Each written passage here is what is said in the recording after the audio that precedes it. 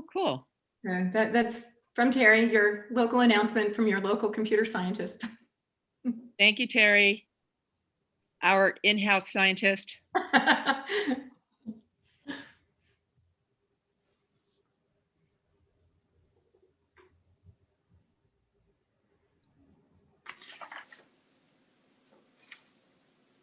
To Anthony. Desmond. Yes, sir. Hey, because of all the craziness that's going on here in the county, I'm going to be kind of in and out of. I got a couple of meetings I'm in on at the same time. So if I don't respond to a vote, move on. Yes, sir. Thank you. We only have one vote on the agenda today, sir. So hopefully we get through that one. On consent? Yes, sir. Is that what you The said? board minutes and the consent items. All right, I might be able to make that. Okay, I make for sure. Okay, thanks. Yeah, Anthony, I did want to ask what happened to the fencing presentation? I was so looking forward to that. The fencing I believe got pushed to February. The fencing item. February. Mayor Sanchez. Thank you. And any special reason? Are there still issues or something, or? Who's talking? That's Mayor Sanchez? Yes, sorry. Yeah, we pulled it because we had some new board members join us, one of which is you. And so I would encourage you to reach out to Matt Tucker and get briefed on the plan for presenting fencing issues to the board. Oh, yeah, no, I actually have gotten emails from our citizens. I've spoken to the city manager. I actually was prepared today for that. Well, but we decided, we sent out an email. I think you were on the thread that postponed the issue for board deliberation. So, it's coming in the new year. And so you hopefully will be even more ready by then. So well, I'm concerned because we are changing. I just want to make sure that the work doesn't get started on the Oceanside portion because we are changing. The public has requested change in the design, and that is in fact what is being considered. All right, so why don't we talk about it after the meeting? Because at this point, I'm going to call to order the regular board meeting of the North County Transit District for December 17th of 2020. And with that, I would like to point out that elections have consequences, and therefore we have some new board members. So let me welcome Corinna Contreras, who is a council member for the City of Vista. Esther Sanchez is the mayor of City of Oceanside, and Dan Quirk is a council member for the City of Del Mar.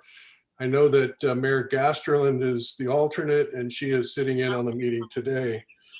Staff will be working with each board member to get an orientation in place and schedule some briefings on policies, ordinances, budget, operations, and other critical matters. So welcome to all. Thank you. And I will now ask Anthony Flores, the clerk of the board, to call the roll. Yes, sir. Esther Sanchez. Here. Tony Krantz. Here. Corinna Contreras. Present. Paul McNamara. Here. Jim Desmond. Here. Terry Gasterland. Here. Joe Edson. Here. Sharon Jenkins. Here. Priya Bapatel. Here. Very good, thank you. And with that, if you join me in the Pledge of Allegiance. I pledge allegiance to the flag of the United States of America and to the republic for which it stands, one nation, under God, indivisible, with liberty and justice for all. Okay, thank you. And Anthony will now provide a safety briefing and review evacuation procedures for those who are there in the bunker. Yes, sir. In the event of emergency, I'll dial 911. In the event of an evacuation, please exit using the stairs. Do not use the elevator. Once cleared of the building, please do not re-enter unless told to do so by emergency personnel. We have fire extinguishers and fire alarms on each floor of this building and a portable defibrillator located on the first floor. We also have staff on hand trained on CPR procedures. That concludes my safety brief, sir. Thank you. Are there any changes to the agenda, Anthony? No, sir. And are there any public comments? There are, sir. We received 18 written comments unrelated to any item on the regular agenda today. The comments are related to fencing in the cities of Oceanside and Encinitas. All written public comments have been made available to all the NCT board members in advance of this meeting and are available on the NCTD website for public inspection, sir. Okay, great. And today we're going to have employee service recognition. Karen Tukulski, the Chief Administrative Officer, is going to review this item. Thank you, Chair Kranz. Good afternoon, board members. Thank you for having me. Of all the presentations that I do throughout the year, this one is my favorite, and I think it's the most important. So I'm honored to once again have the opportunity to share with you and our public information about some of our most tenured, most dedicated employees. So just a little bit of background. The North San Diego County Transit Development Board was originally created back in September of 1975. A few years later, 2005, we actually had our name changed to the current name, the North County Transit District.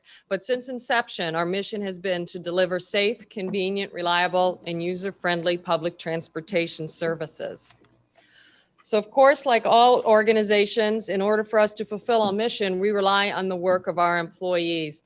This slide here gives you just a little bit of an overview about the mix between our direct and our contracted employees. We have just a total of over 850 employees. You can see the chart on the left shows the mix between our bus, our rail, and our facilities contractors and our direct staff. And then the chart on the right gives a little bit more of a breakdown between the different divisions for our directly employed staff.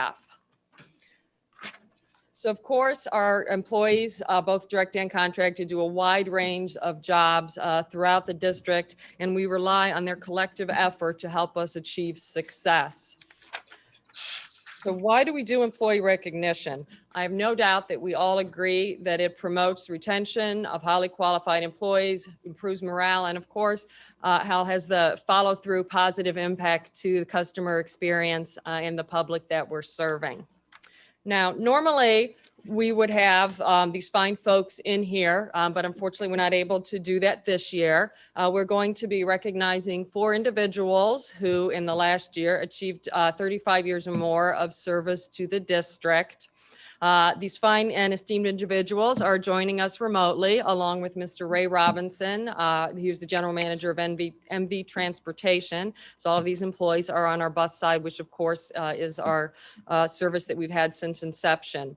So I'm going to go through the presentation, and then Mr. Flores is going to show a nice video that gives you a little bit of a personal touch for these wonderful individuals. And then Mr. Robinson is going to say a few words remotely and collectively with the employees. So we'll kind of have a virtual presentation to them. So first, I want to introduce Tony Bribieska. As you can see, he's performed a wide range of jobs during his 30 years here. He started out as a bus servicer. He was later a mechanics assistant. He's a former storekeeper, and he's currently an electronics technician. When I spoke to our folks over in bus operations about Tony, everyone describes him as the fare box guy. So he's the one who makes sure that the fare boxes are working and that we are collecting those customer fares. So thank you, Tony.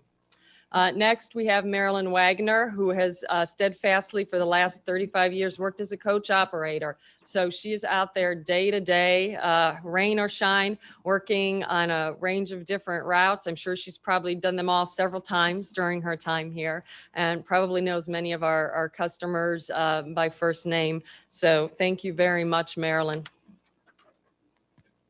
Kevin LeBay. Kevin is an auto technician. He is one of the individuals who works very hard out there every day, making sure that all of our equipment that is out there on the road is a well-oiled machine, as it were, that it is performing properly, and that it is safe and secure for our passengers and our employees to be out riding in every day. So thank you very much, Kevin.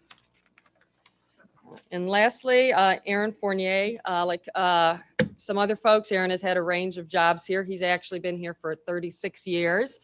He started out as a coach operator. He was a dispatcher, and of late, he's been a training officer. So with the wealth of experience that he's gained in his time in the different jobs, he is able to now pass that on to newer folks who are coming in and helping prepare them to provide the service that that we are all known for here at NCTD to our customers over the past several years.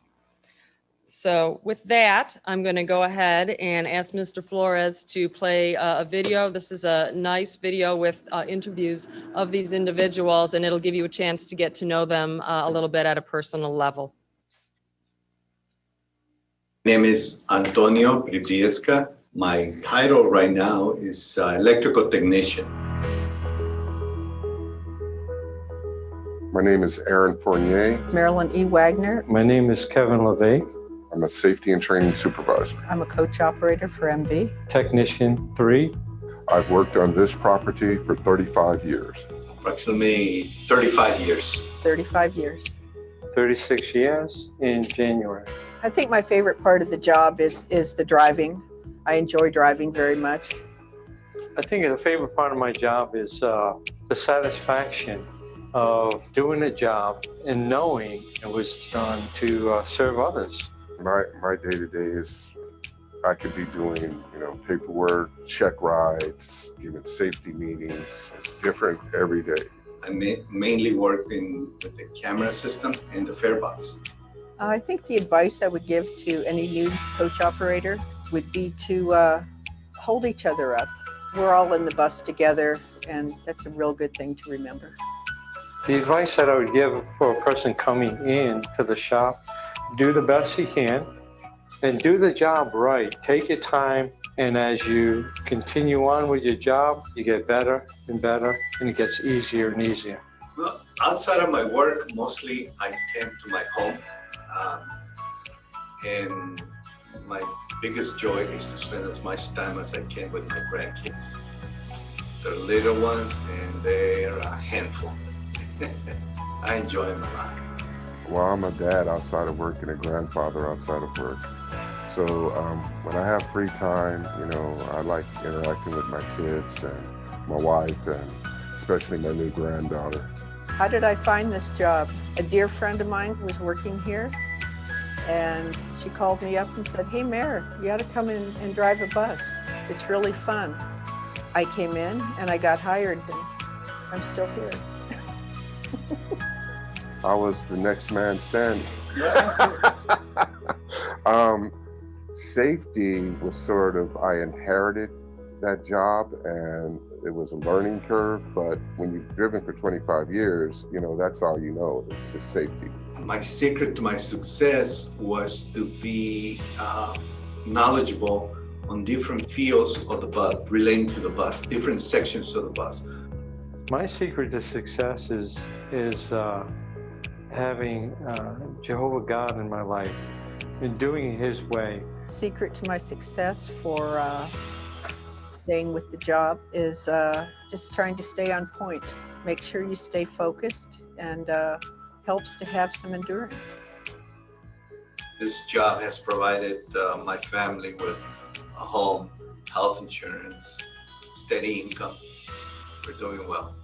And it's been a challenge, but overall it's been fulfilling. The secret to my success, well, NCTD has been very good to me.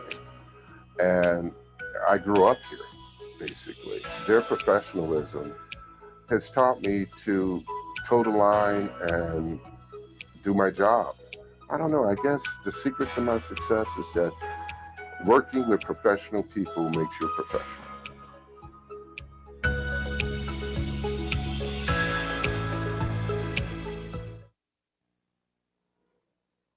Thank you, Anthony. I'd like to now turn it over to Ray Robinson, General Manager of MV Transportation. Ray, are you with us?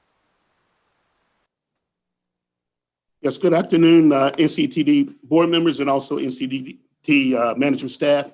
We are extremely excited to recognize the years of service that each of these employees have provided to the North County transit community.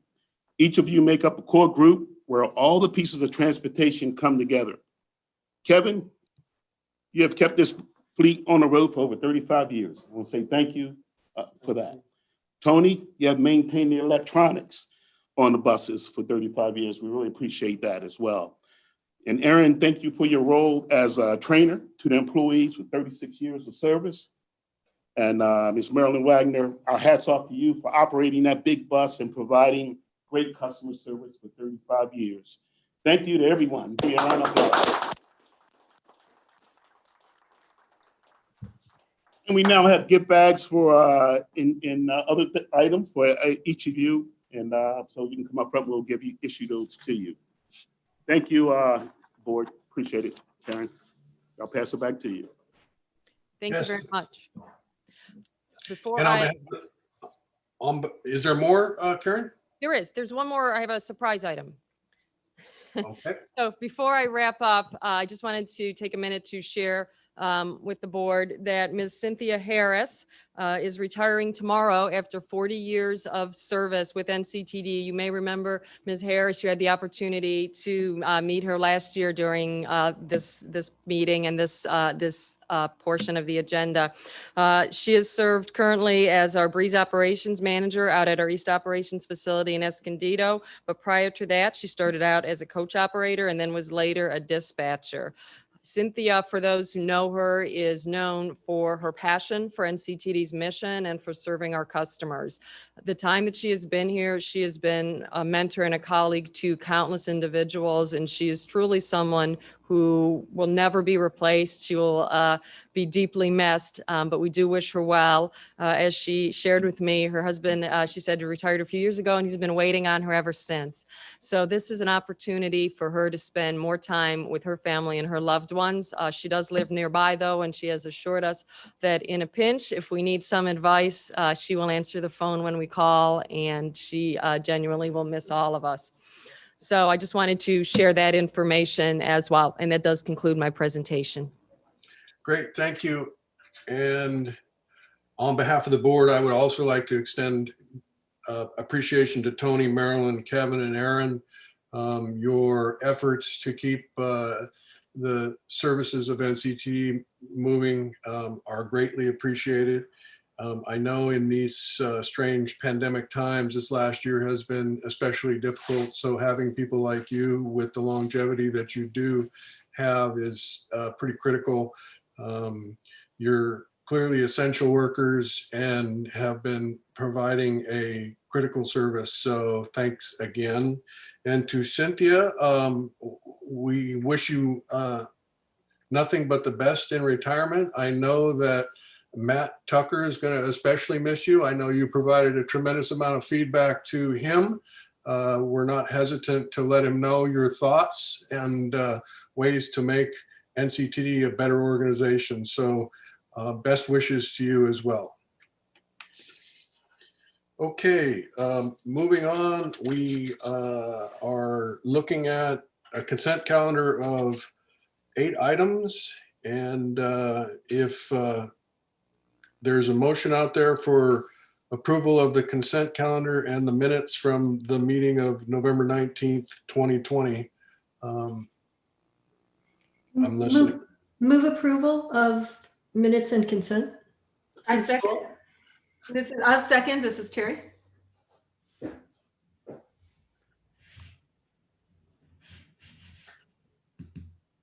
Sorry, this is Esther Sanchez. Just want to abstain from the minutes. All right, thank you, ma'am. Thank you. Okay. On the, Do we need to split it then? yes. So I'll need a motion to approve the minutes for the special and regular board meetings held on November 19th, 2020. Move approval of the minutes. I'll second that, Terry. Thank you, ma'am. On the motion of board member Joel Edson, seconded by board member Terry Gastelum to approve the minutes of the special and regular board meetings held on November 19th, 2020. Board member Bapatel, how do you vote? Aye. Board member Jenkins?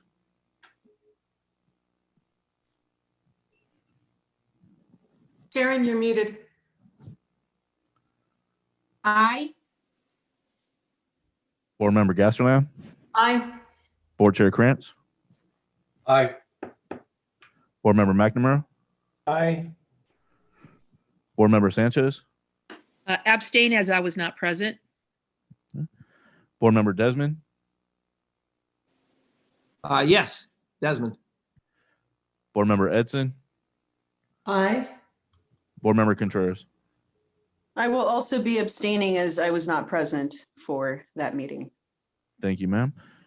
On the motion of Board Member Joel Edson, seconded by Board Member Terry Gasland to approve the minutes of the special and regular board meetings held on November 19th, 2020. Motion passes with all board members present voting yes, with the exception of Board Member Sanchez and Board Member Contreras who abstain. Okay, thank you. So now moving on to the consent calendar, the 8 items, entertaining a motion for approval. I see Jules' hand up, but she's muted. She probably wants to repeat the motion. Move approval of consent calendar. I second that. This is Terry. Thank you, ma'am.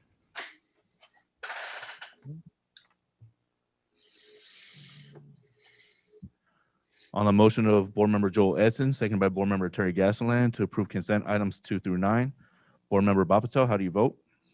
Aye. Board Member Jenkins, Aye. Board Member Gasland, Aye. Board Chair Krantz, Yes. Board Member McNamara, Aye.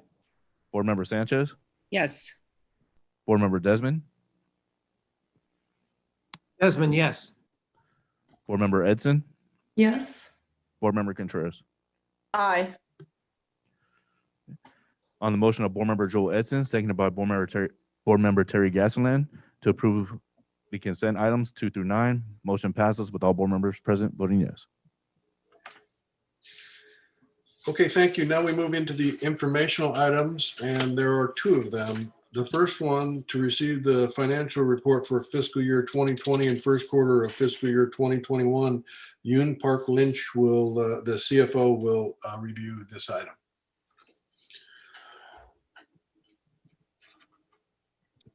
Good afternoon, board members. I will be presenting today our financial performance results for the fiscal year that just concluded in June 30th, and then also the financial reports for this first quarter for fiscal year 2021.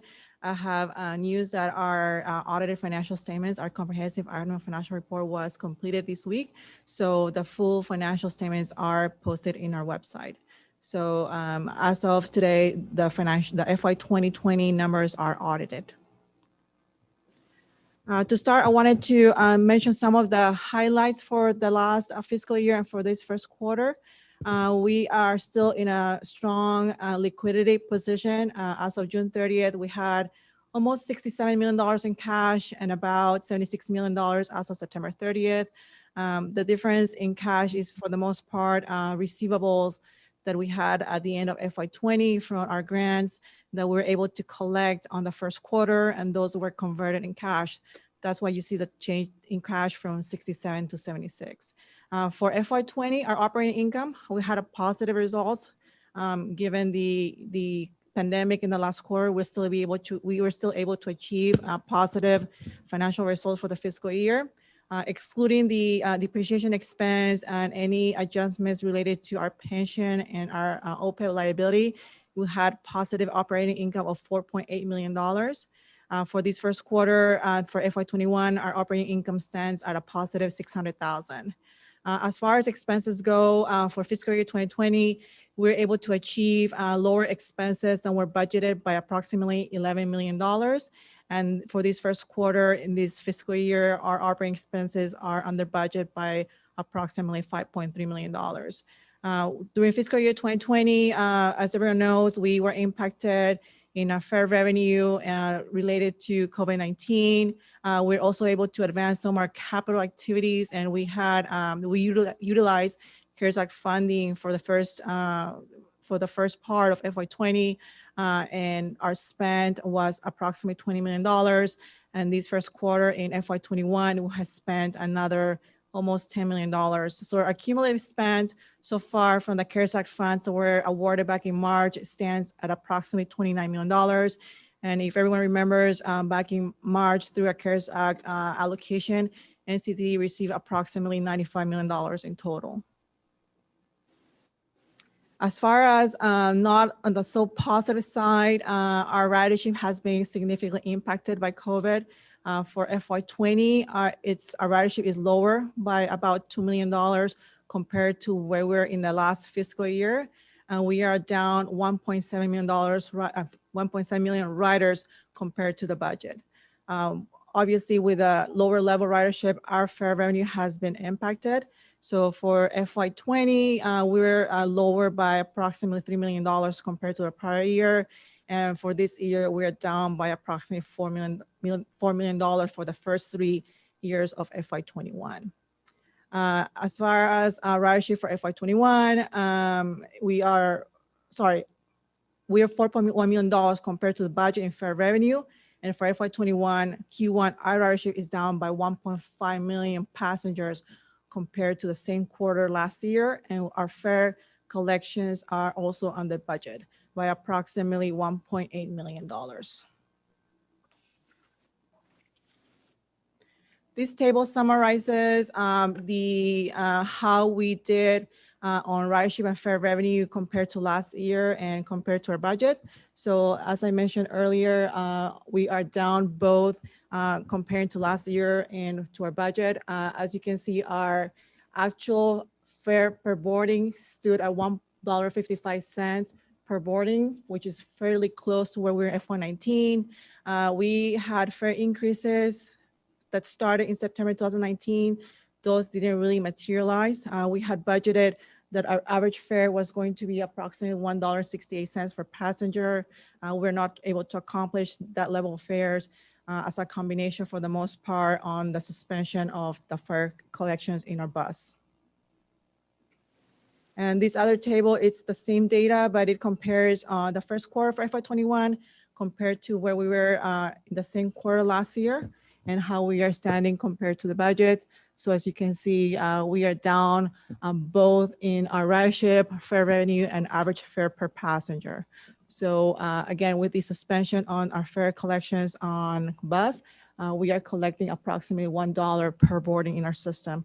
One of the other reasons that our average fare is also significantly lower is because Coaster produces, for the most part, a higher average fare per boarding, and our Coaster ridership has been down by 90%. So that has a significant impact on how much we collect for every passenger that rides in our system. This graphic here, it has been prepared on a calendar year basis. So it starts from January and ends in December. As you can see, compared to last year, we're significantly lower. And had not been for the impact of COVID-19, our Breeze ridership was actually trending a little bit higher. So if you see right before the drop, the month of February compared to February last year, we're actually trending high. But then with the stay-at-home orders, you can kind of see that we had a very significant decline that started in March. We have been gradually recovering our ridership levels, but we have not reached the levels that we had in the prior year. So this is our graphic for Breeze. This is our graphic for Lyft service, for Flex. And then the one that has been impacted the most, it's Coaster. We are currently trending at about approximately 90% lower than we were in last year's ridership levels. And Sprinter tends to trend very closely with Breeze. So again, we are down and we have been gradually recovering, but we have not reached yet the levels that we had last year. System-wide, this is the total ridership for all modes. As you can see, like I mentioned earlier, system-wide, had it not been for COVID-19, we would have been trending potentially higher. But then with the stay-at-home orders and the pandemic, we see the significant drop that started in March, mid-March, and then a certain gradual recovery. But we are currently still, I believe, approximately a 60% down, that 60% levels to where we were last year. The graphic here shows our fare box recovery ratio. For those new brand new board members, fare box recovery is it's a ratio that divides total fares collected to operating expenses. Under TDA, NCTD is required to have a minimum of 18.8% fare box recovery ratio. We can add transnet revenues to that formula.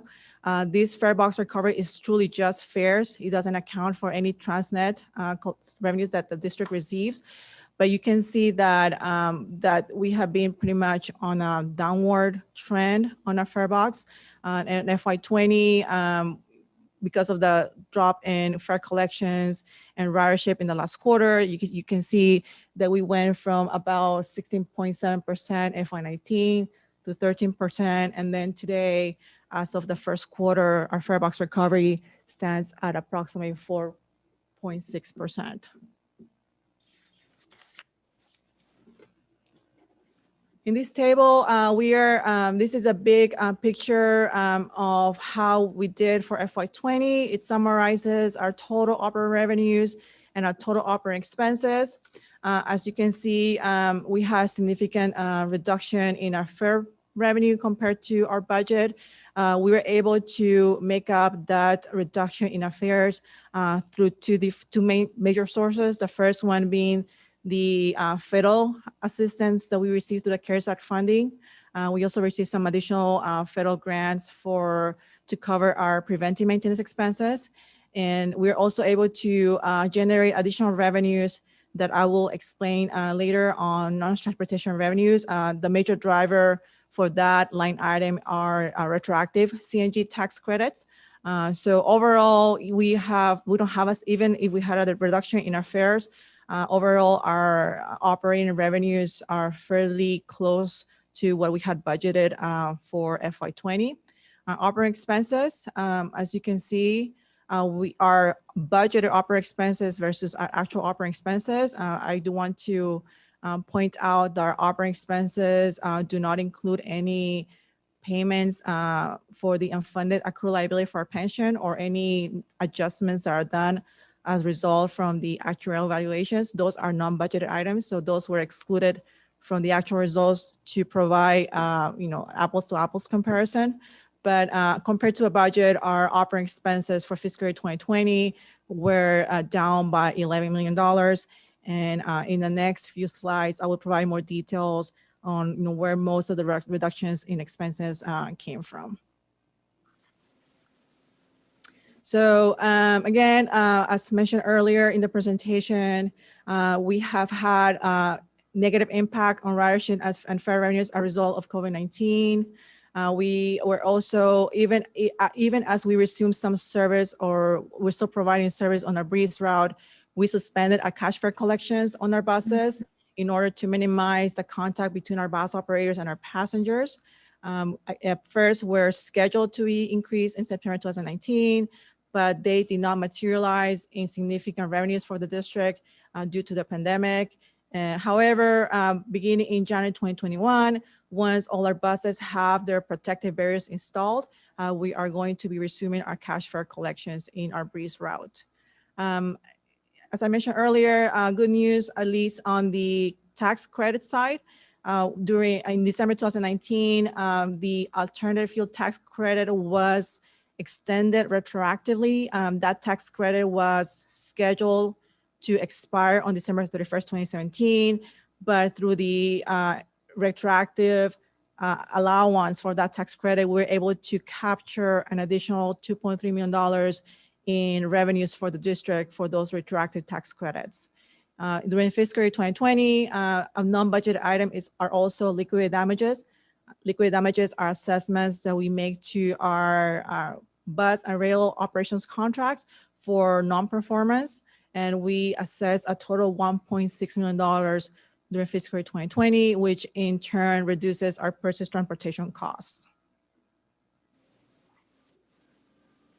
Also, on the purchase transportation front, we were able to recover $1.3 million from mobilization expenses that had been incurred in FY 2016, and that credit for mobilization expenses will be used for future capital equipment purchases and for the Sprinter vehicles.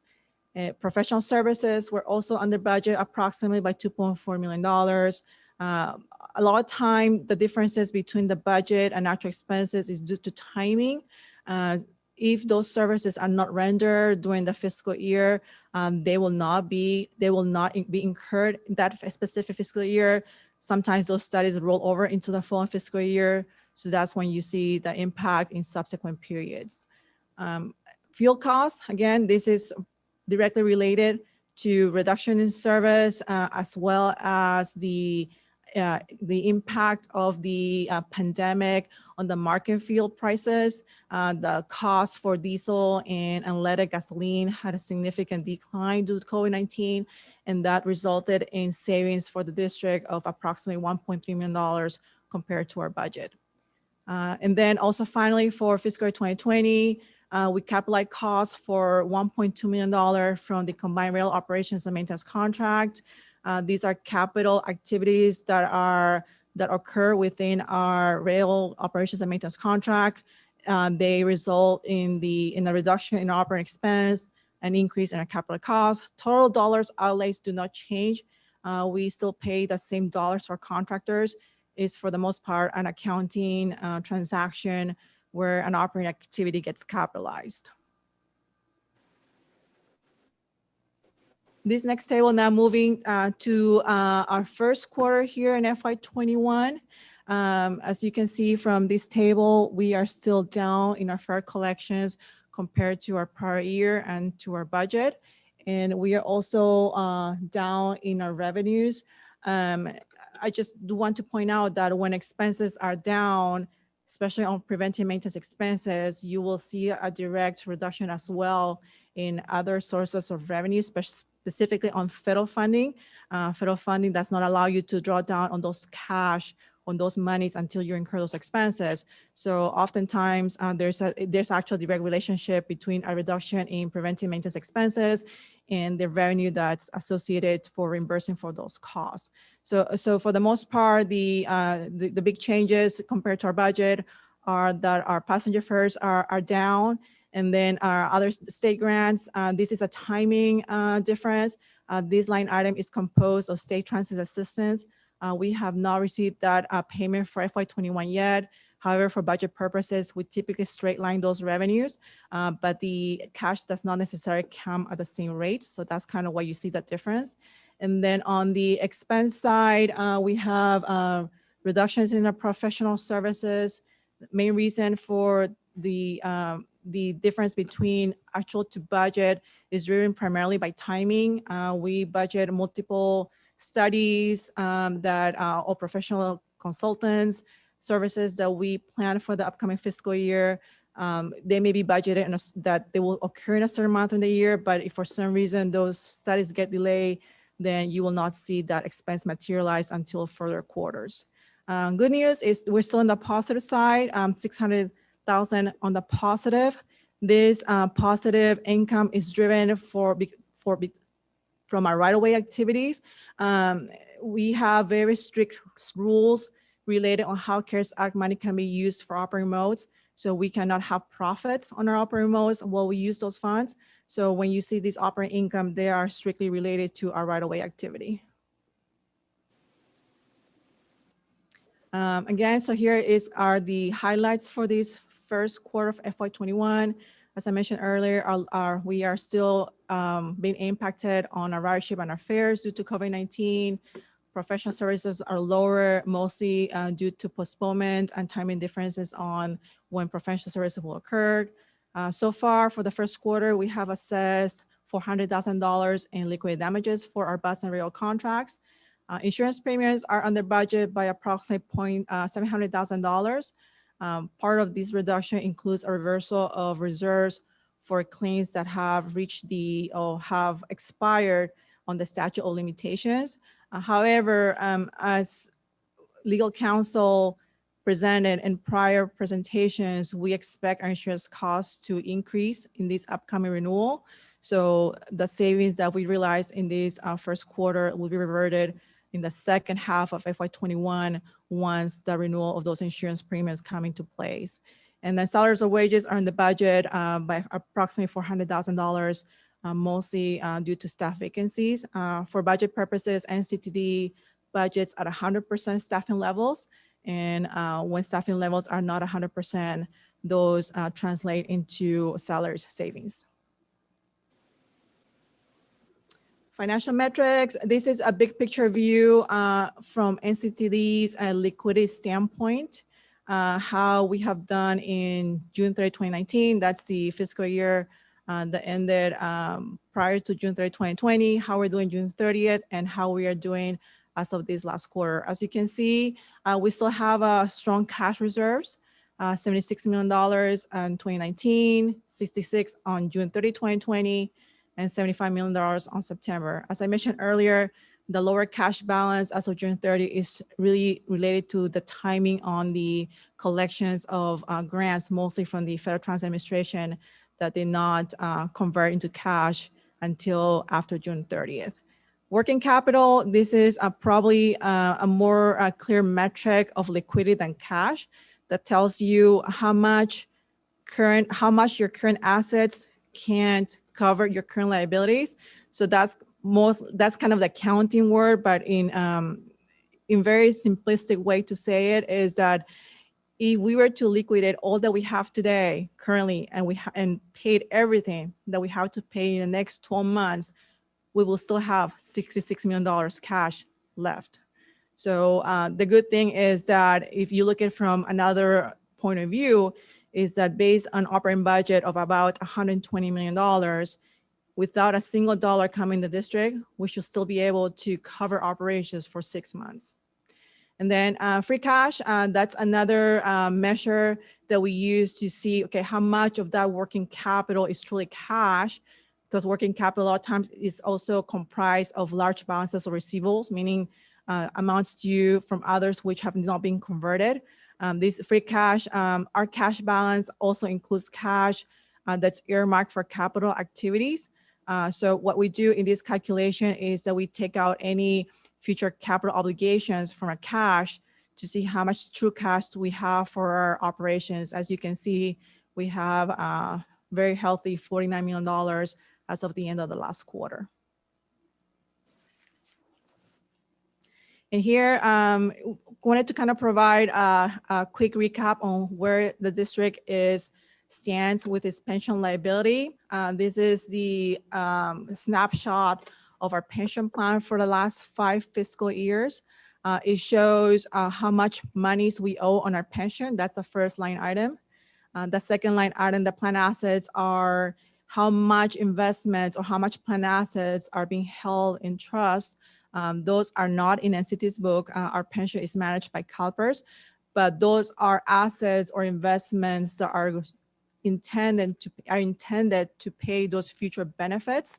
And then the net pension liability is the difference, meaning that's the unfunded portion of the plan. So you have what you owe, what you have to pay for what you owe, and then what you truly owe. So that's your net pension liability. As of June 30th, our net pension liability is $41.3 million. We are approximately 72% funded. I also wanted to add in there the discount rate. As you can see, in FY for the evaluation that was done for June 30th, the CalPERS board reduced the discount rate that was used to calculate the pension liability. A lot of times the discount rate the intent is to mirror or be very close of the expected investment return on those plan assets to cover those pension obligations. As the market does not perform to expectations, the board may decide to adjust that discount rate. An adjustment of the discount rate downwards has a significant impact on the pension liability. That's what's shown in the sensitivity analysis. As you can see in there, our pension is 41.3, but if for some reason the board decided to change that rate by just 1% to 6.5, our pension liability will grow by almost $16 million. So very, very small changes in the discount rate have an effect on our pension liability. And as we have to fund the pension liability through time, that means the contributions that NCT has to do will also increase. And again, like I mentioned earlier, our pension, we have to contribute in addition to our normal costs, meaning the contributions that we do each pay period for our active employees. NCT has to continue contributing towards that unfunded pension liability, which is part of the $41.3 million that you see here. So those payments actually started in fiscal year 2018. That was the first year that NCT was required to make those annual payments. The schedule shows that we will continue making those payments through FY 2043.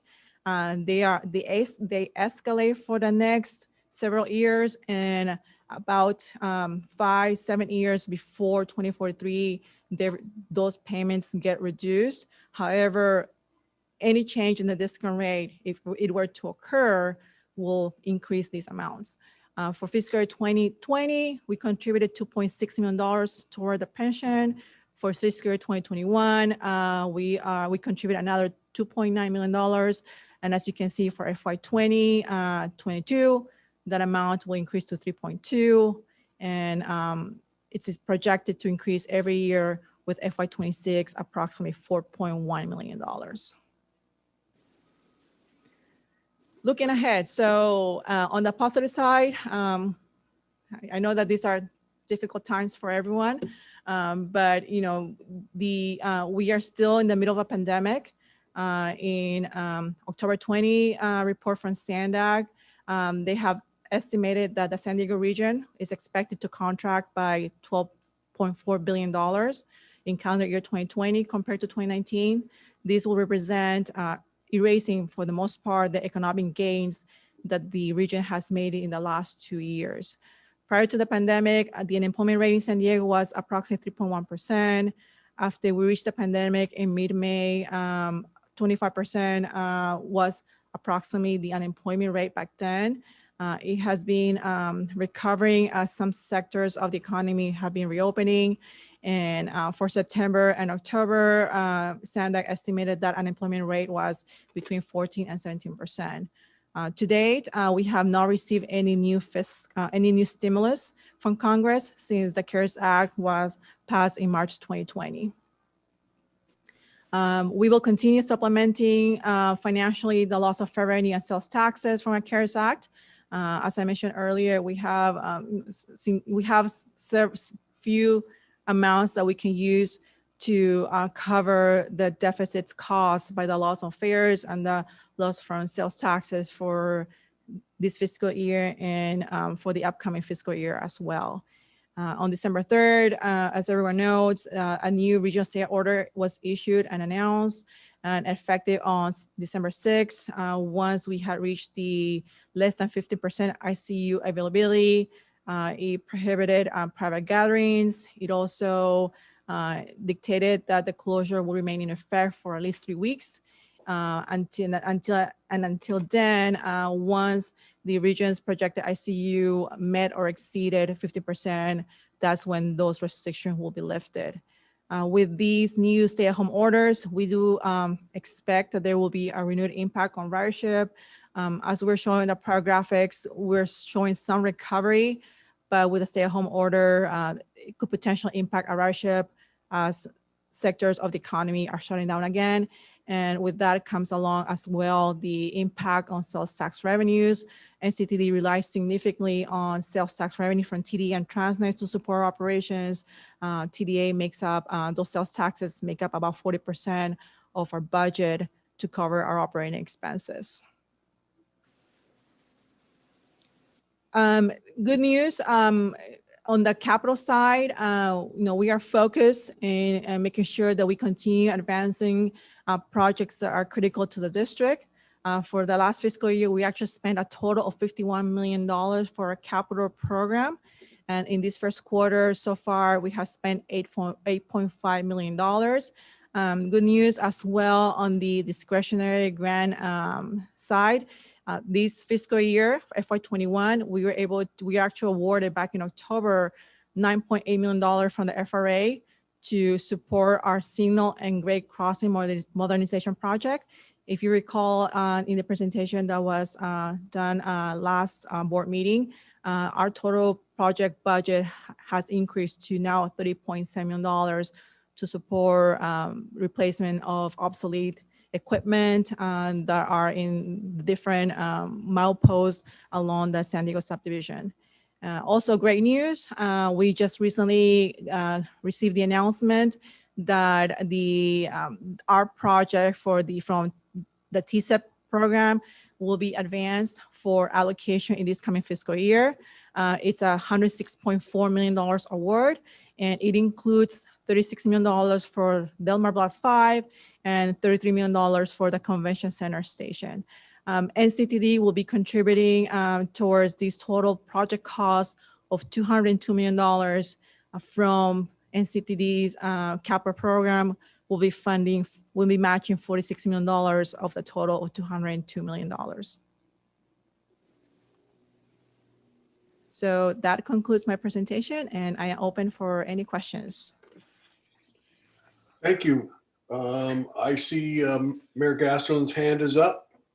Yeah, thank you for an excellent presentation. All these numbers were so clear. I noticed that the Breeze ridership, Breeze is down 17% in terms of revenues. It's down 37% in terms of ridership. And you mentioned that tracks with Sprinter. Could you give some insight on why the Breeze and the Sprinter are so much less impacted than the Coaster, where the ridership is down 88%? Those populations that ride the Sprinter and the Breeze are the most transit dependent customers that we have on our system.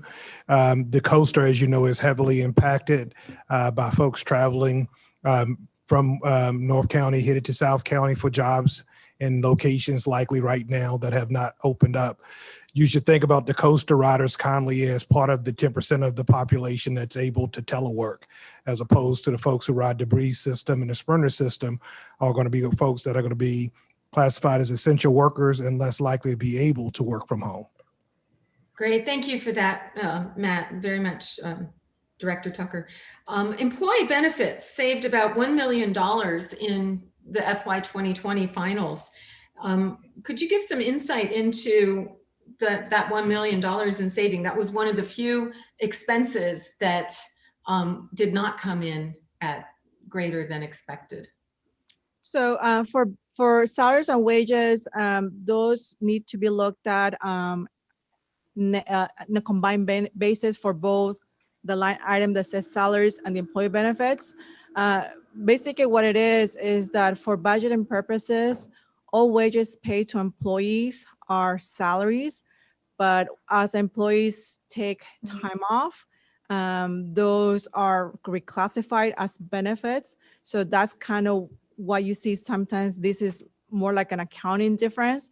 So when trying to evaluate how we did to our budget, I will say that, salaries and wages should be combined. So we actually realized a savings, a net savings of $1 million.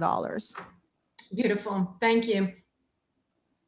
And for the most part, those savings, $1 million are vacancies as one of those reasons. And for budget purposes, we also budget estimated health insurance elections, and those may not necessarily materialize, and as well as 401A contributions, and trying to be on the fiscally conservative standpoint. We always assume that everyone will always elect the most expensive benefit to make sure that we have enough coverage from a budget standpoint. Thank you very much. Mayor Sanchez. Thank you. I had a couple of questions. So you indicated that you've been supplementing, or the NCTD has been supplementing lost fares and sales tax revenues with CARES Act funds. Is there an expiration date for the CARES Act funds, and what is the balance? How long do you think this will last? So we have a balance. We expect that for the next upcoming fiscal year, 2022, 2023, we will have already spent about halfway of our total CARES Act, which is approximately $45 million.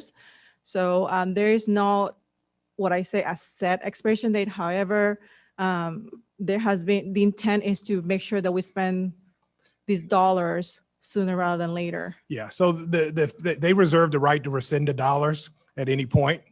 And that's one of the conundrums that it's created for all transit agencies is if you just wake up one day and someone says, I'm going to rescind those dollars in 30 days. So there's not a specific date. There's a clear indication that they have the authority to rescind at any point. But the expectation is that transit agencies utilize this money as quickly as possible and take maximum efforts to keep people employed. Okay, so my follow-up questions. So we are then running transit vehicles unfilled, right? That's what you mean by lost fares, because they are actually still running, right? With less ridership. So we're running the full fleet of Breeze bus system. We've reduced the coaster system number of trips by about 46%. The Sprinter is remaining on its regular schedule. I guess this is what my question is. Because of COVID and because families are having huge economic impacts, some losing their jobs and such, has NCTD considered offering free passes for, say, a specific period of time that we think that the pandemic will last in terms of the economic impacts to families? They're running anyway. Have NCTD considered offering free passes? Well, at this point, no, we have not. We've, of course, discussed lots of different things. And I would say we're looking towards the recovery of the economy and the reopening to see what things we're going to need to do to bring ridership back. But at this point, we have not implemented any changes on a region-wide basis to fares. So transit fares, just for you to know, are set at the regional level. SANDAG is responsible for the regional fare ordinance. In fact, later in my report, I'm going to talk about some proposed changes that the region wants to consider related to fares. But NCTD nor MTS on its own is authorized to set fares. The fares are set at the regional table. Right. So this would be like something that would be like a recommendation from NCTD.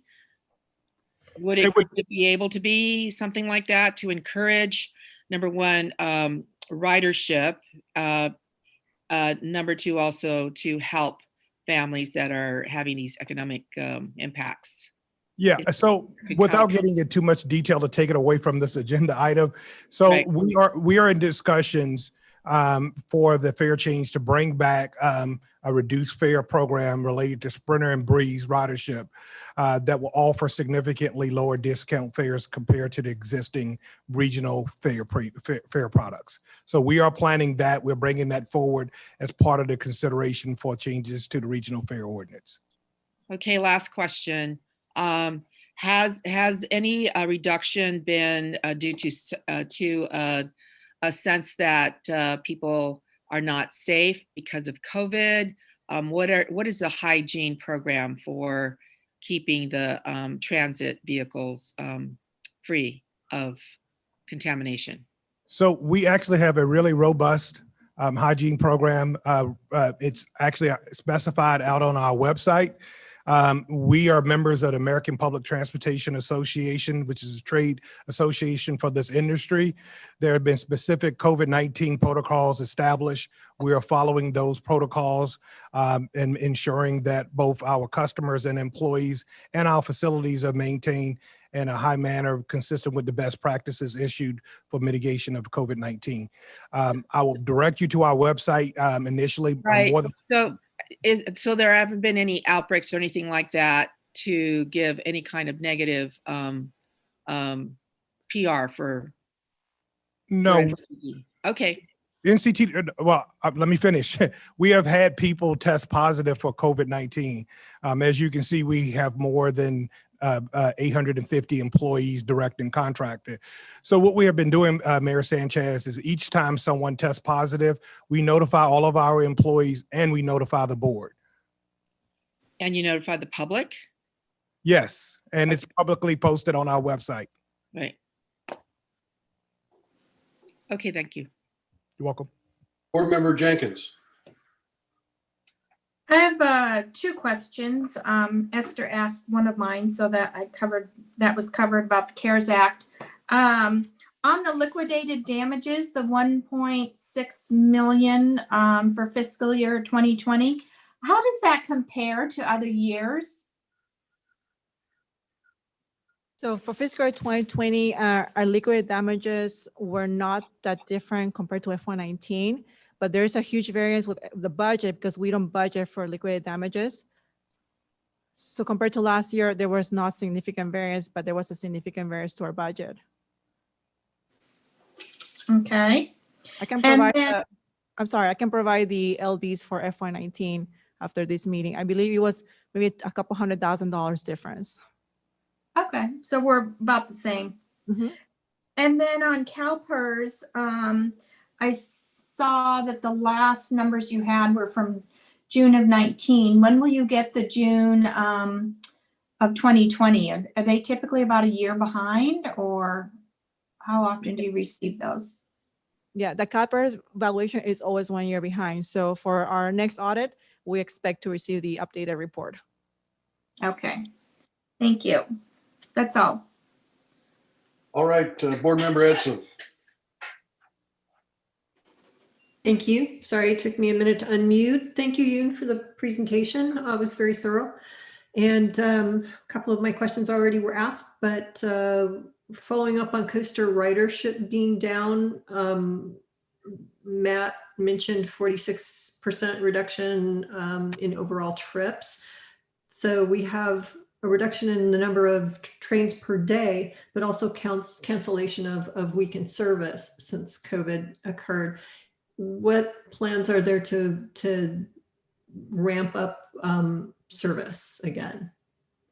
So we want to follow kind of the real world activities to kind of drive that decision. As we get better information about the vaccination rate and the reopening of the economy, we're prepared to make that adjustment as quickly as possible. We have retained the same staff level associated with operating the full 22 trains per day plus the weekend service.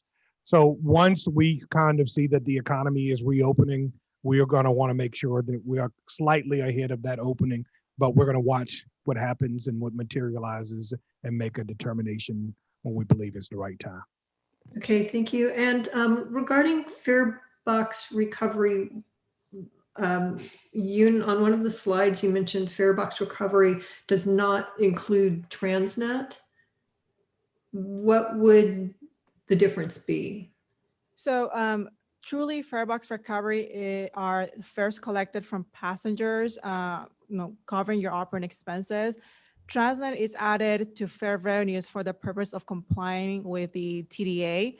There's a penalty associated if NCT does not accomplish a minimum of 18.8%. So as you can see in this graphic, we have not been able to be at that level in the last few fiscal years.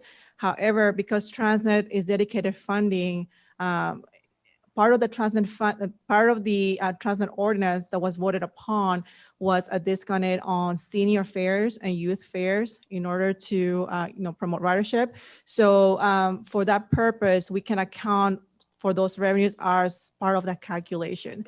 So a lot of times, when some people look for fare box recovery, they go to a state controller's office and they look at our data, it looks different. So I just wanted to point that out, that for the purpose of the TDA, Transnet is included in that calculation, but this is truly here our true fare box recovery, which is the fares that we collect from our passengers. And Board Member Edson, what we'll do is we'll provide you that number. It's significantly higher than that. We always just report as a metric kind of the pure fare box recovery ratio, not the requirement of fare box revenue calculation that we submit to the state. So we will provide that, and then in future slides, we will show both of those curves. It's typically closer, it's typically somewhere between 30 and 33%. Okay. Thank you both for that answer. My last question regards pension liability, and of course, pension liability is scary for all of us, both in our cities and of course, looking at these numbers and the potential changes with discount rate. I know that one of the things my city imposed quite some time ago was a pension trust fund so that we could have a little more control over the funds that we were setting aside for pension, investing them the way that we chose and getting a better return. Has NCTD considered making any similar move? We actually had a pretty exhaustive discussion at the board level. I think it was about a year and a half ago. We made a presentation to the Performance Administration and Finance Committee with the analysis that we had, and we sort of agreed to stay on the track that we are in terms of how we fund this today. Thank you. Board Member Contreras. Hello, yes, thank you so much for the presentation. I just wanted to ask a little bit about our operating expenses for our bus operations when we're looking at vehicle maintenance. Now, I noticed in the Breeze performance, and we're talking about folks that are utilizing these services more, and we're talking about the Sprinter and Breeze services being the ones that are still being utilized more. So looking at the Breeze performance, one of our goals is on-time performance, but with the Breeze, we're seeing significant delays, and it looks 57% of these delays are coming from mechanical issues. Now I know that we're going to be getting some new buses. So hopefully, that delay, the cause of delay won't be, mechanical.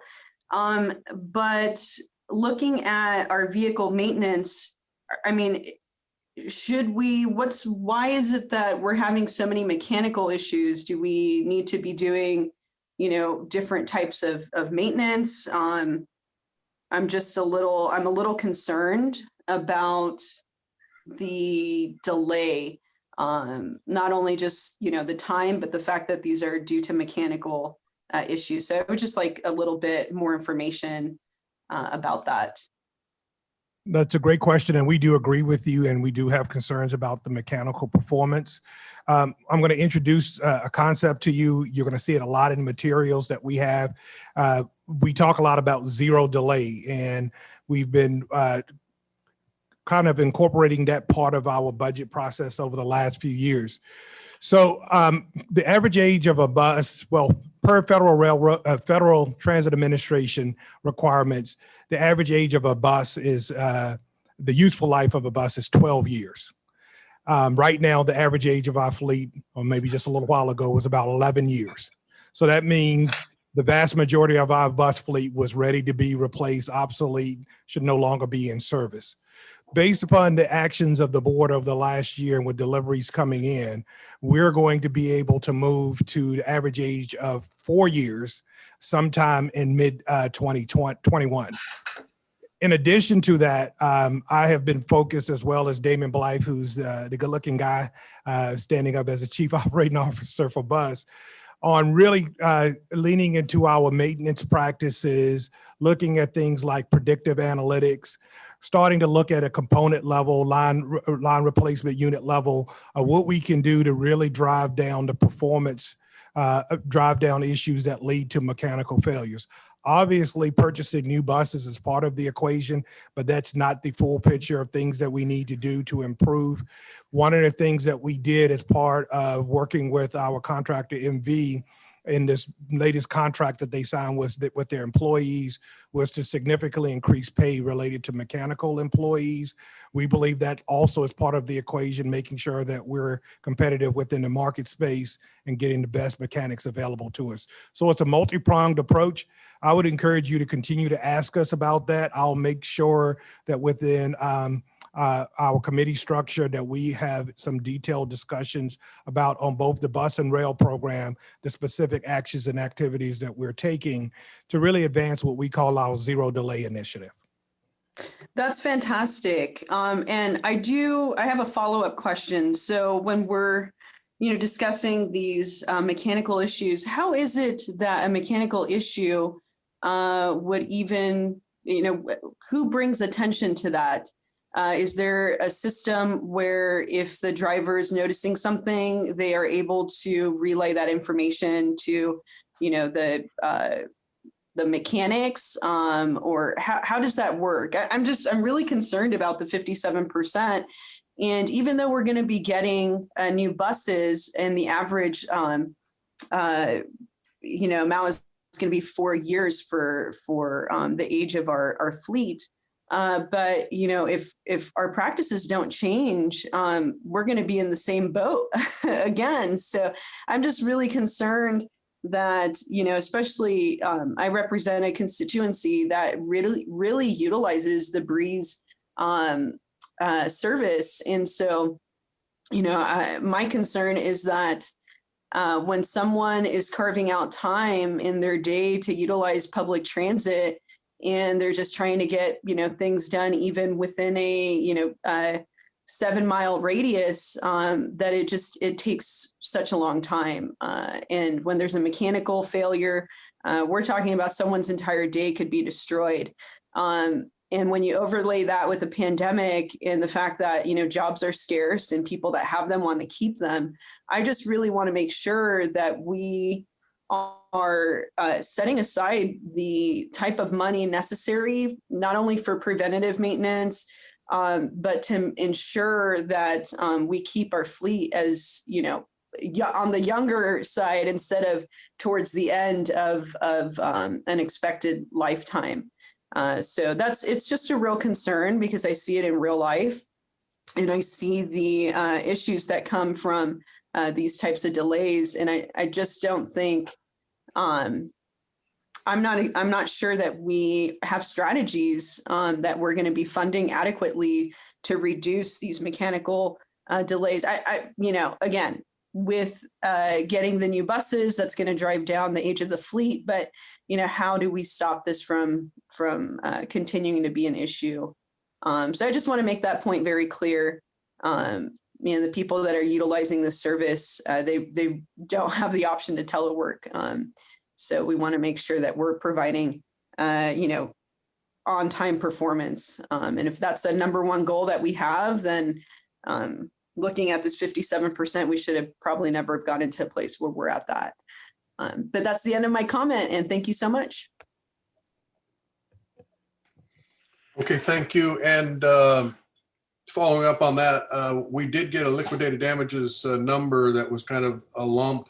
And is there a way to break that down by MV versus Bombardier and Yes. our other contractors to know whether those liquidated damages are, related to Breeze issues or coaster issues or Sprinter issues? Yes, we can provide that information.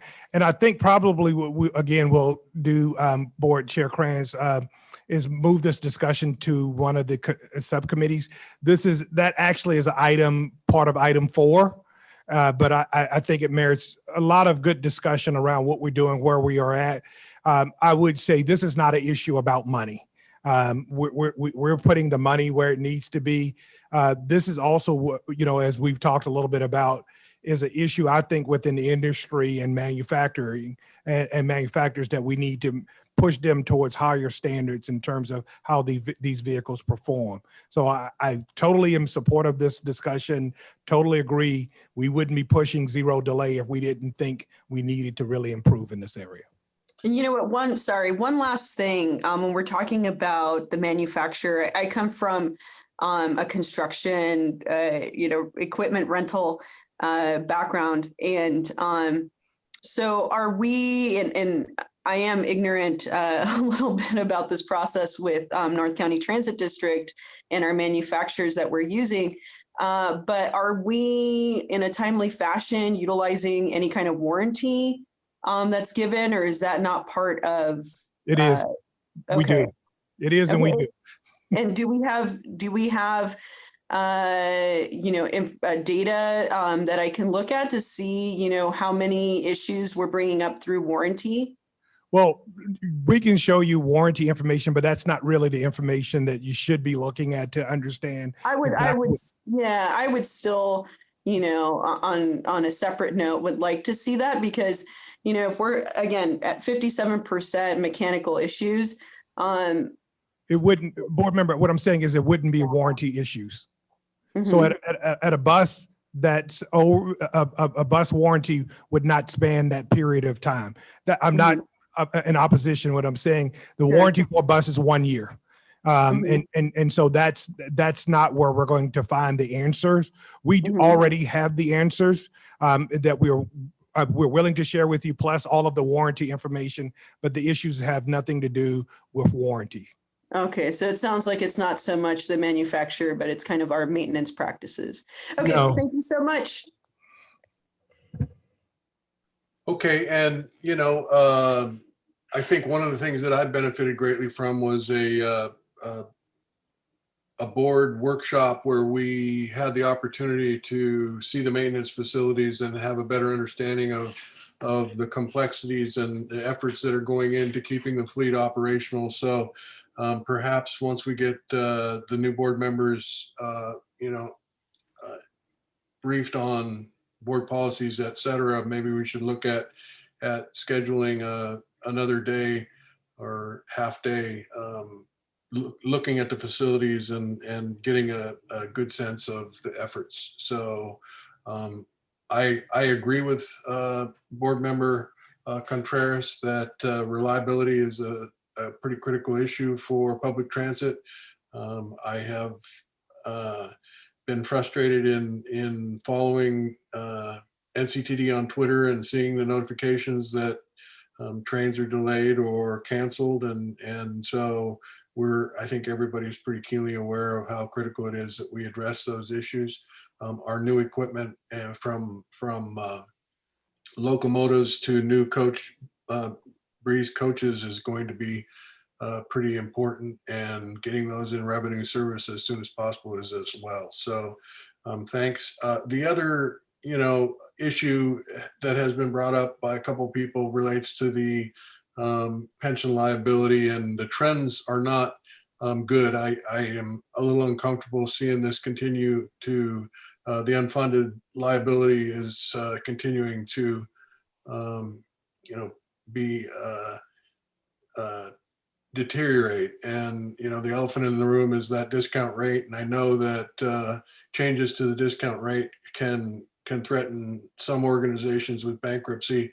So in the meantime, my hope is that we can continue to analyze ways that we can reverse that unfunded percentage and have it be less of a gap. So I know we're not trying to get to 100. That would be almost impossible. But in the meantime, the southbound trajectory is a little concerning. So with that, if there are no other questions, I see no hands raised. Yoon, I appreciate your efforts and your keen sense of how to best use other people's money. So keep that up. And with that, we will move on to the next item, which I alluded to just a moment ago. It has to do with our new locomotives. And for item number 11, we will have Graham Blackwell, who is the Chief Operations Officer of Rail, give a presentation. And before he does, I would like to welcome him to NCTD. He joined in October of this year and is the district's Chief Operations Officer for the Rail Division. He comes to NCTD with over 17 years of rail industry experience. He has held various positions in freight service such as conductor, dispatch, trainmaster, assistant superintendent, and national incident recovery team with Canadian Pacific Railway. Mr. Blackwell started in commuter operations with Bombardier Transportation in 2013, working as manager for the UP Express and Go Transit. And most recently, Mr. Blackwell moved from a position in global services in operational support and business improvement, where he led and supported sites in Canada, the UK, Germany, Sweden, India, Australia, Israel, and the United States. And so please join me in welcoming Graham to NCTD. And if you would, sir, please tell us about the plan to put the new locomotives into service. All right, thank you, Chairman Krantz. Thank you to the board members. Good afternoon. I'm really tall here. I'm honored and excited to talk to you all about the introduction of the new Siemens Charger locomotive into revenue service. A little bit of background, the North County Transit District currently operates a fleet of 7 locomotives on the San Diego subdivision to support coaster operations. Coaster runs from Oceanside into San Diego. The fleet is comprised of 2 F-59 locomotives that were purchased new by NCTD in 2001, and 5 of the F-40s that were refurbished by MPI and purchased by NCTD in 1993. On June 21st, 2018, the board approved the purchase of 5 Siemens Charger locomotives to replace the 5 F-40 locomotives. The agreement with Siemens also had options to purchase an additional 4 locomotives, 2 to replace the existing F-59s and 2 to support expanded coaster service in the Sandag Regional Plan. In March, the board authorized the purchase of 2 of these option locomotives to be funded by Sandag for the implementation of expanded coaster service. And in September, the board authorized the full notice to proceed for the purchase of the final 2 locomotives to replace the aging F-59s. So in total, we have 9 new locomotives. This will convert the fleet to a more efficient, lower emission Tier 4 engines. This will support increased coaster service frequencies in accordance with Sandag Regional Plan. The 5 locomotives are on site right now, and the final 4 are due June 2023. When we talk about reliability and maintenance and the purchase of new equipment, we entered a technical support and materials management agreement with Siemens Mobility with the purchase of the engines. Siemens is here to help us support mobilization commissioning, materials, overhaul and upgrades, technical support, performance guarantees focusing on reliability, materials availability to always ensure we have the equipment materials we need when we do the inspections and the preventive maintenance as per the plan. They're here to help us set up our training and documentation as we implement a new locomotive into service, and in the future to help with modernization and continuous improvement. This is a 20-year agreement with a 7-year option. So I'll get into the commissioning plan. This just kind of lays out what you'll see in the next few slides. We start with the conditional acceptance when we receive the locomotives, some of our training that we do, the on-site testing, how we phase into burn-in. We start into our mainline testing, which involves positive train control and our signal system through our crossings at grade, the simulated service that we're doing right now, and then finally, final acceptance, operational sign-off.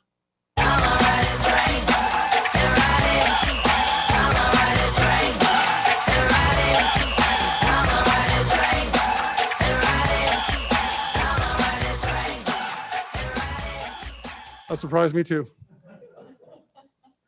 Revenue service implementation. And happens, that's the 5002, one of our first Siemens Chargers and my favorite. So conditional acceptance, the first 2 locomotives, the 5001, the 2 arrived in the summer in August. We conditionally accepted them in September. In the meantime, the other 3 arrived and we conditionally accepted them in November 2020. So what conditional acceptance means is the equipment arrived on site. It went through a series of tests as it was set up, make sure the fluids, everything's ready to go. And then once we conditionally accept them, we're ready for commissioning to take them on the main line for the real testing. In the background, while we were running through conditional acceptance, we started our training program. Training is for NCTD, Bombardier, operations, maintenance, OCC staff to ensure we're ready for the new locomotives. We're familiar, we understand service, we understand troubleshooting, all technical skills, electricians, maintenance, stores, systems, everything is ready through training for receive of the units. On-site testing, Siemens completed on-site testing in early November. So this is sign off and verification of all the systems before they go out into service, which is braking, train line, safety checks, performance tests, friction, Brendan Blake, everything is documented. This is as per FRA. Once we've completed the on-site testing, we enter into the burn-in testing. Now we're out on the main line. This is where the good stuff happens.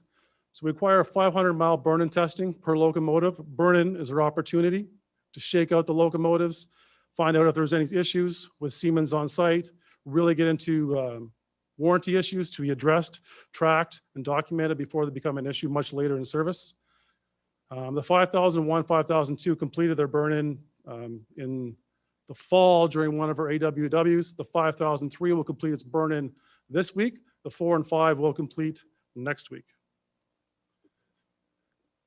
Once we established the burn-in for the 5001, sorry, and the 5002 in mid-November, what we did is we went out to test the positive train control system.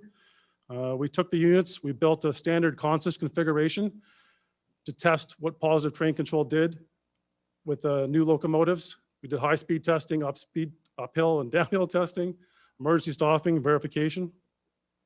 As you can see, there's a new coaster coach. We took 4 of the overhauled coaster coaches as part of the testing. So it's good to see them out there. All the positive train control testing was successfully completed as per regulatory requirements. We have sign-off lists, checklists, verification, and we continue to analyze PTC not only through testing and into revenue service, but through increased enhancements as PTC is always evolving. Next, what we did is we reconfigured the locomotives to remove the bilevels, to take just the locomotives out to test the signal shunting and crossing a grade system. We completed this in late November. This testing included a highly developed, coordinated plan involving operations, dispatch, signals, flagging, and oversight. Confirmation of the signal structure, shunting, effectiveness, and warning system for crossings at grade were all complete and continue to this day in the background.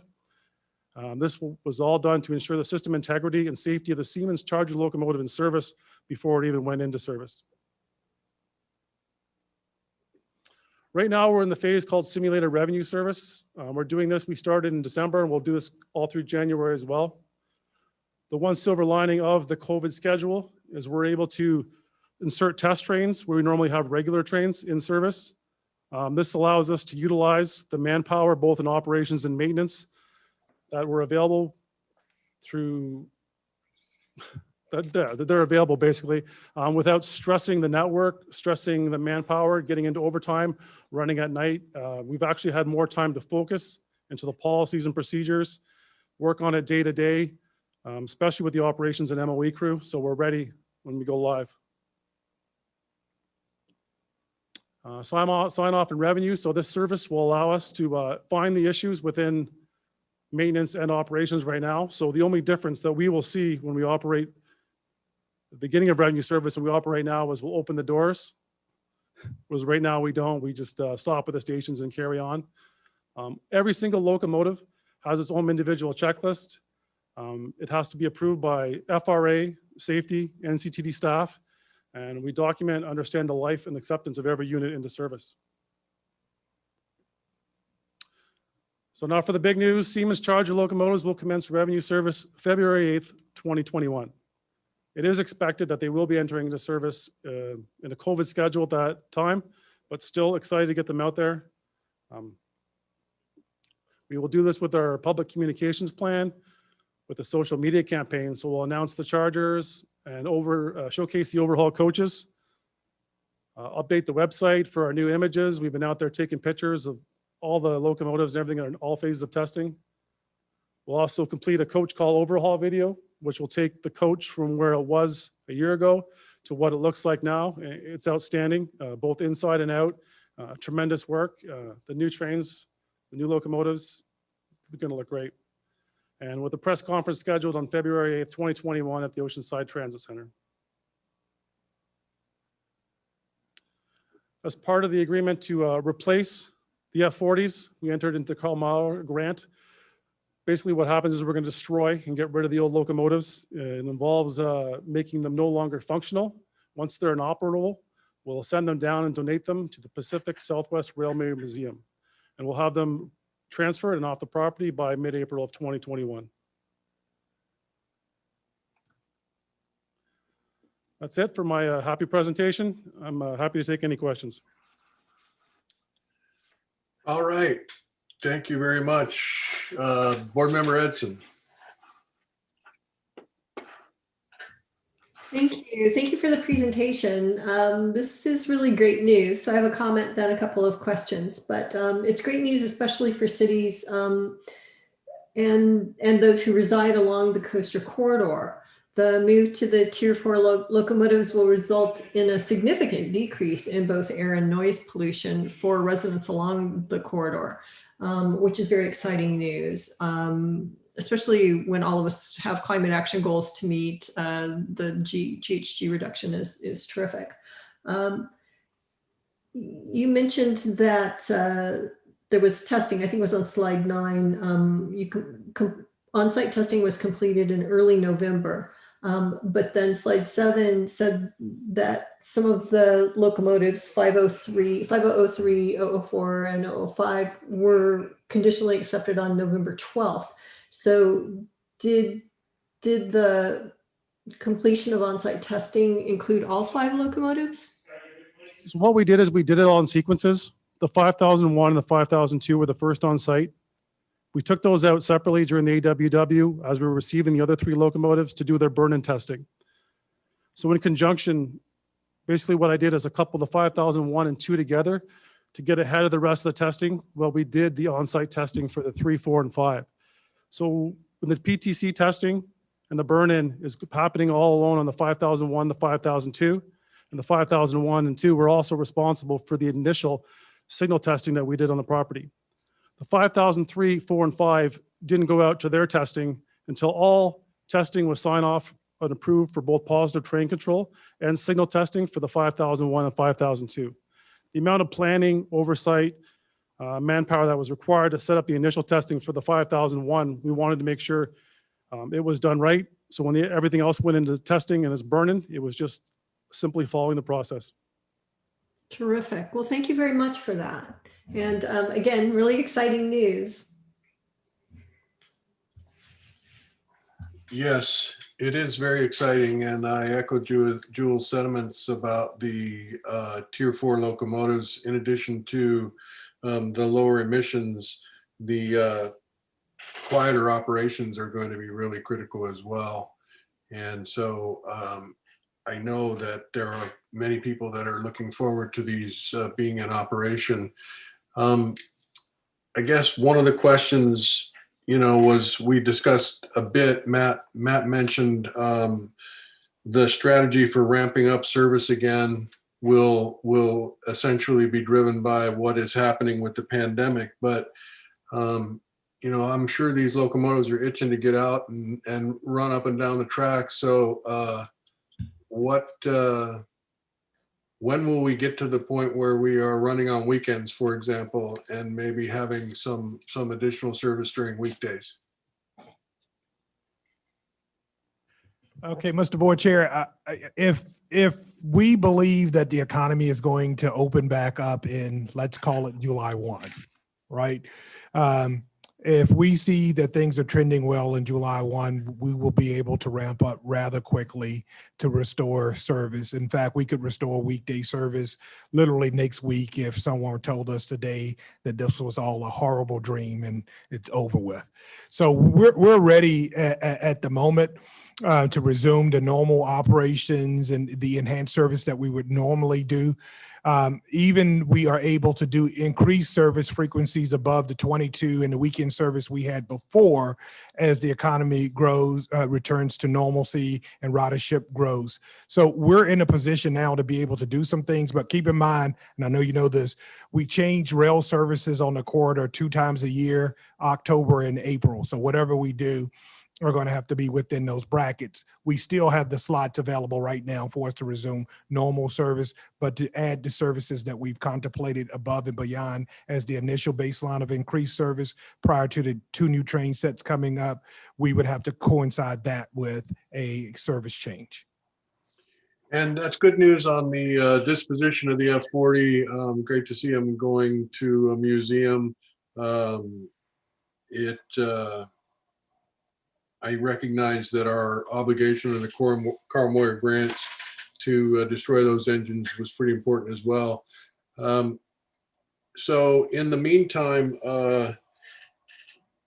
for the benefit of the board members who weren't around during the acquisition of these trains and the discussion about Siemens providing their additional services under essentially warranty services. I don't know if we call it that technically, but can you give a brief explanation of the service that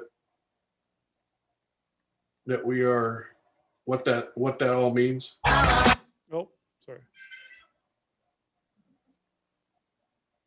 Anthony, yeah, technical service and materials manager agreement. Basically what that means is Siemens is on site to support us from the second that the locomotives arrive on the property through its 20-year life.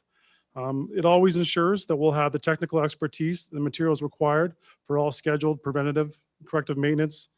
It also means they're here for overhaul support, continued training, any upgrades, any new modernization, any technology, anything that they learn in the field, they will bring to us as well.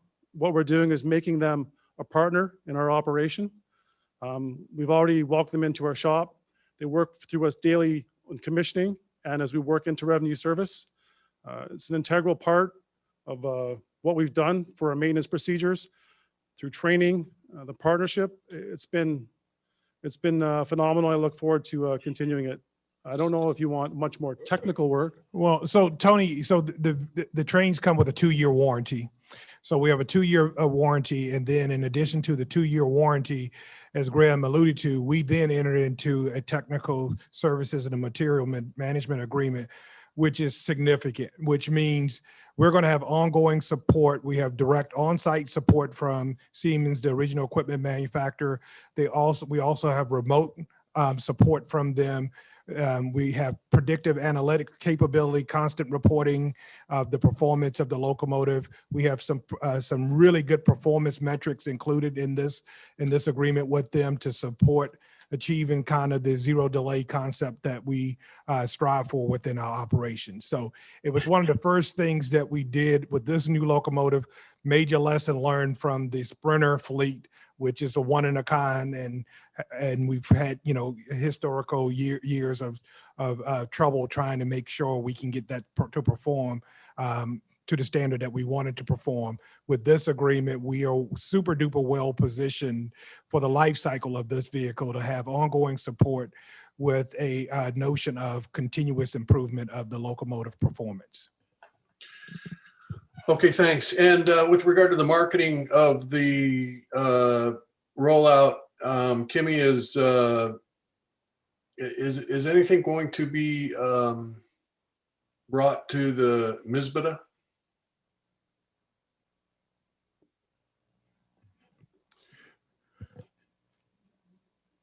Yeah, so Tony, the MISBTA doesn't meet before February.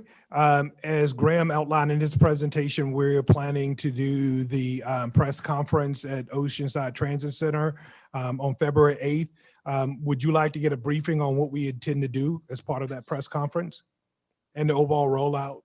Yeah, I think that it would be good to know. And I think that especially for the cities of Del Mar, Solana Beach, Encinitas, and Oceanside, I think that we should be tapping into the social media capabilities that they may bring to.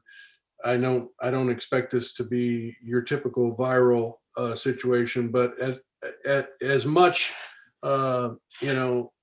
publicity as we can get for this very important transition from the old technology locomotives to the new ones would be beneficial.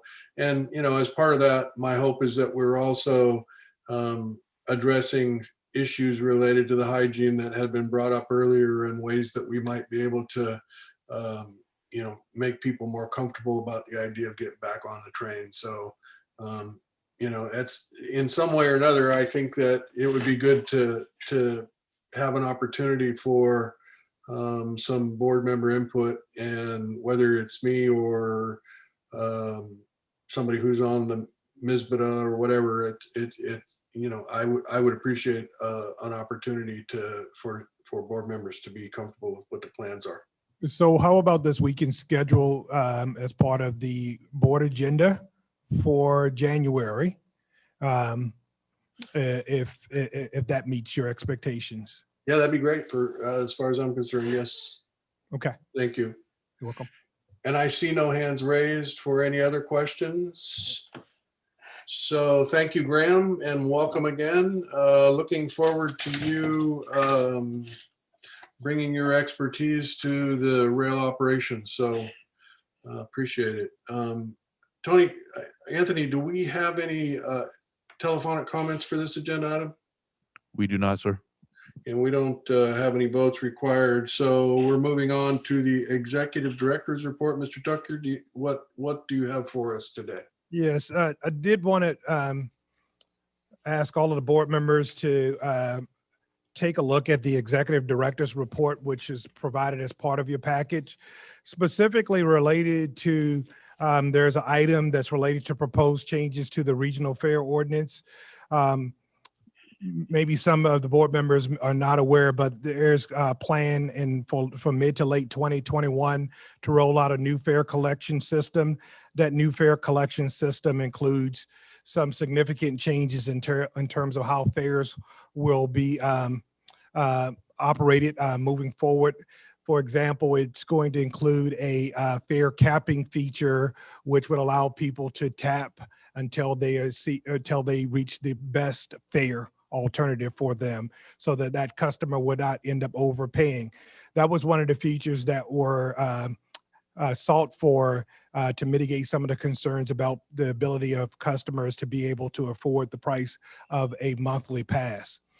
As part of that implementation, there are also some proposal out there to increase the base cash fare for trolley bus, cash fare only, which also results in an increased fare for the ADA paratransit. I'm just making sure that the board is informed because there is already public outreach underway by SANDAG, MTS, and NCTD as well. And this is going to come back to the NCTD board for a presentation from SANDAG and likely MTS in the month of January.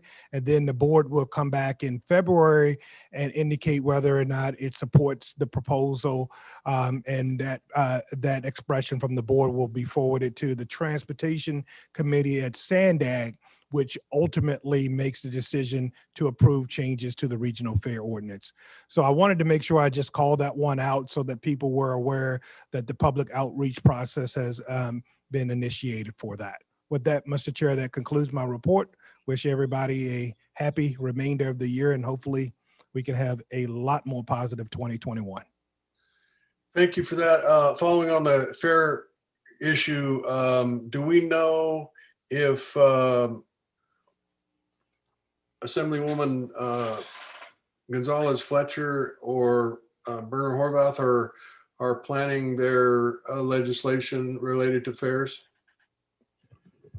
Not at this point, Board Member Krantz. We are unaware, and I don't think, I think it's not approaching yet the filing date for new bills.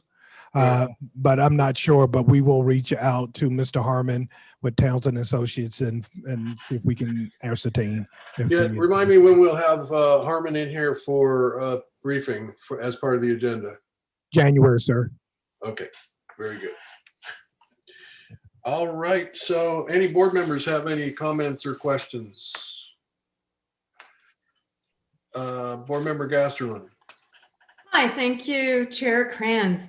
I would like to request of the other board members that in an upcoming meeting, Del Mar be able to have 15 minutes to present facts and photographs with some visual information about Del Mar and the fence proposal and what it means in Del Mar.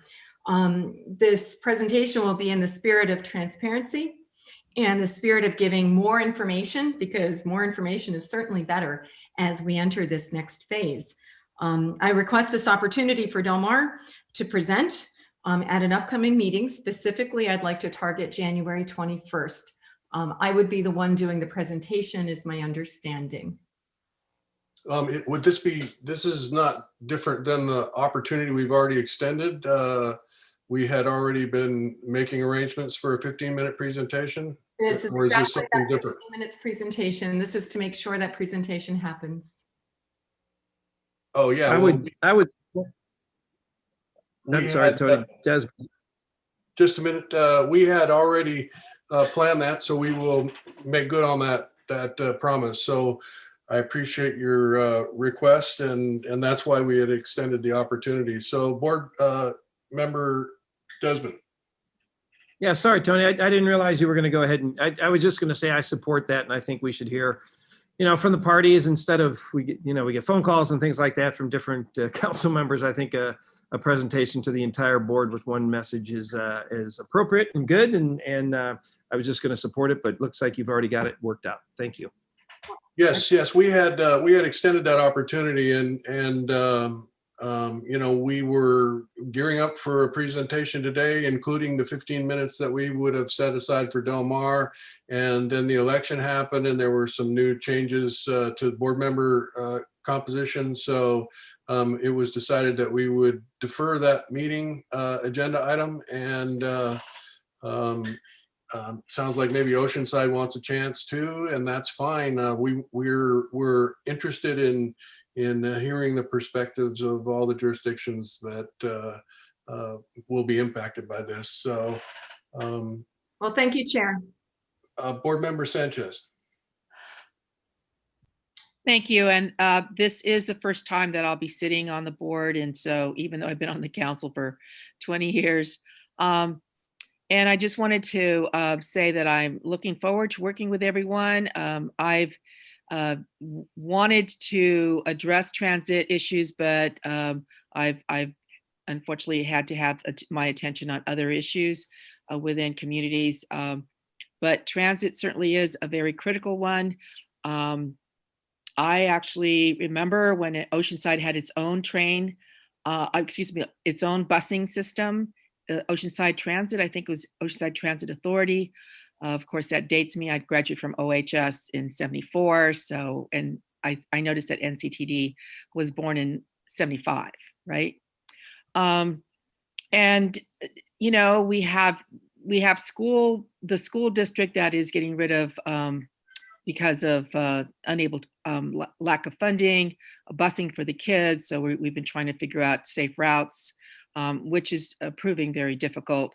For me as a council member from 20 years ago, one of the biggest issues for, say, the Sprinter was that it was built on an existing rail line and didn't really have any points to go directly, which would, of course, increase ridership.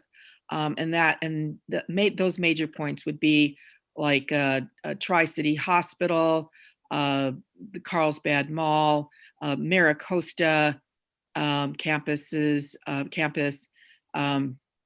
the courthouse, North County Courthouse, and other places like the Arts Center in Escondido.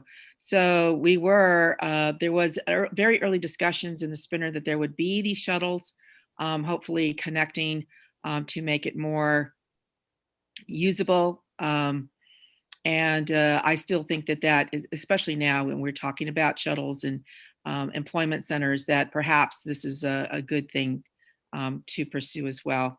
So, and then of course to talk about completing the rail trails along the Sprinter and certainly along the coaster would be really high priorities for our city as well. So thank you very much. I know I'm going to learn a lot from you all, and I look forward to it. Thank you. Well, thank you. And we do look forward to your active involvement. I know you bring an important perspective. Oceanside obviously is one of our, a very critical jurisdiction in the agency, both with the transit center in Oceanside, which has the huge development proposal that we are considering, and then is the key for all three services, essentially the Breeze, the Sprinter, and the Coaster. So look forward to your input. We also have really done our best to keep up with microtransit ideas and services. So again, those are I think critical services that will address the fact that we kind of inherited a built environment that maybe the lines are not running exactly where we would have wanted them to, but for the cost that we saved in working with what we had, I think that it made a lot of sense.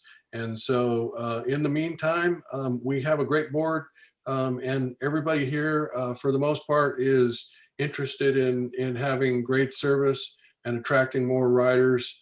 And I look forward to working with everybody to improve the services as much as possible.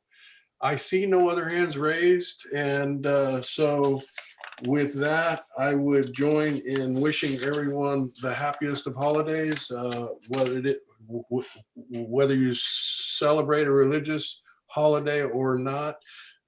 We will wrap up this year and certainly ring in the new year, hoping for some effective vaccinations and a semblance of normalcy in 2021. So with that, this meeting is adjourned. Thank you. Thank you. Happy holidays. Healthy New Year, everyone. Happy holidays. Holidays. Bye-bye.